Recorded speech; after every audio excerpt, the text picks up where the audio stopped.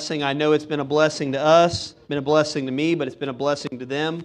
You know, if God is going to use them in this end time, they've got to have a little opportunity to spread their wings. But I've got someone who is going to talk to us today that I think I've been chewing on this for a while for him to be able to do this, and I'm excited. I think he's going to bring us something that's going to encourage us and help us.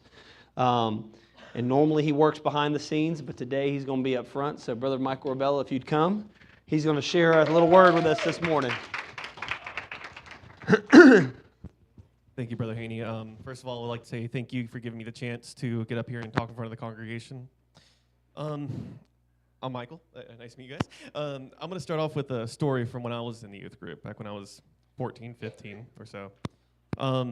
My youth leaders decided that they're going to get all the youth group before Sunday school starts to come up to the front, in front of all the youth, and start preaching a little word, a little 5 minutes of fire, back whenever I was a youth.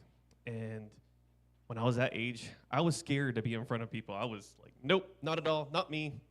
Well, as the time progressed and more people started going forward and starting closer to my turn, I always started to pray to God. I'm like, Lord, do something to make me sick, burn down the church, something where I wouldn't have to pray.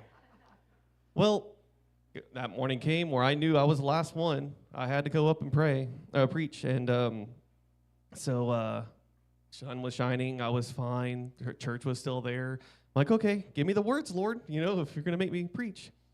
Well, we all went to youth group, and the youth leader got up there, and it's like, okay, now that everyone's gone, how does everybody feel about preaching? Man, I was praising the Lord in my heart. I was so happy about it. And that's also the day I realized God answers prayer.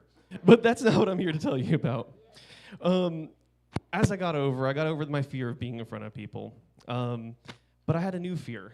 I was reading the Word and more studying all that. No, it's not a fear of being afraid of a monster under the bed or something like that. It was more of a fear of respect, of reverence for the position that the pulpit holds and the responsibility that I hold right now.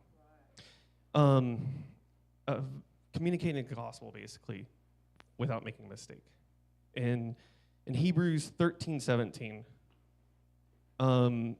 obey them that have the rule over you, and submit yourselves, for they watch over your souls, as that they must give an account, that they may do it with joy, and not with grief, for that is unprofitable for you.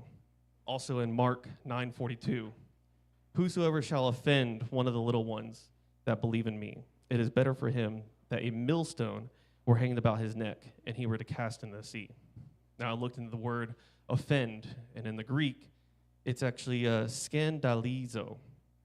The definition of that is to cause to stumble, cause to sin, to cause to become indignant, shock, offend.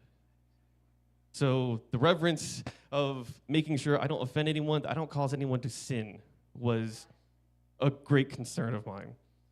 And I struggled with this thought. And I thought, if I could just learn about the Bible a little more, if I could just understand the Word just a little more, if I could just insert whatever excuse here, I'll be ready to get up and preach.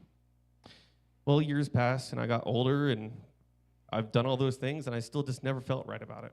Well, last year, Pastor asked me to get something ready, get something to preach about ready. So I started praying, started searching the Bible, started trying to get over this fear, and I ended up asking other pastors, other preachers, other leaders that I look up to, what should I do? And they gave me several responses. They said, while praying, that when God asks you to do something outside of your comfort zone, he's trying to grow you. That he's trying to make you better so he can use you more. Another one was that we need to put our faith in God, and he'll give you the words to say, just like Moses did in Exodus. Now, I'm going to paraphrase this, but Moses told God that he wasn't eloquent in speech, that he didn't know the words to say. He was slow to speak. He had a slow tongue.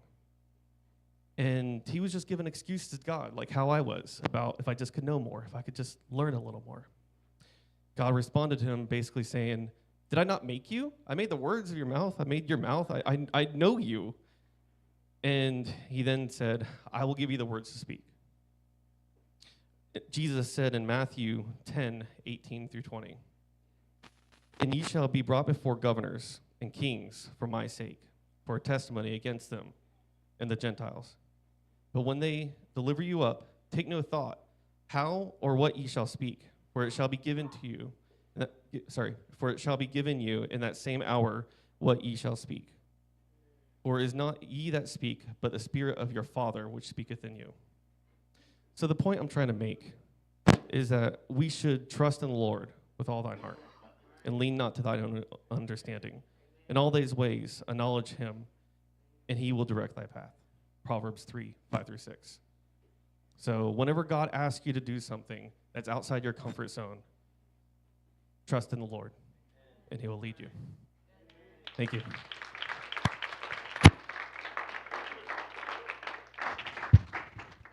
Brother Michael, that was so awesome. Thank you so much for sharing that. Praise God. I'm encouraged. He used a word that I leaned over to my wife and said, I'm going to use that exact same word today. So either I cheated off his notes, he cheated off my notes, or maybe both of us prayed a little bit before church this Sunday. I'm not sure, but I'm hoping God's going to do something great. Brother Dan.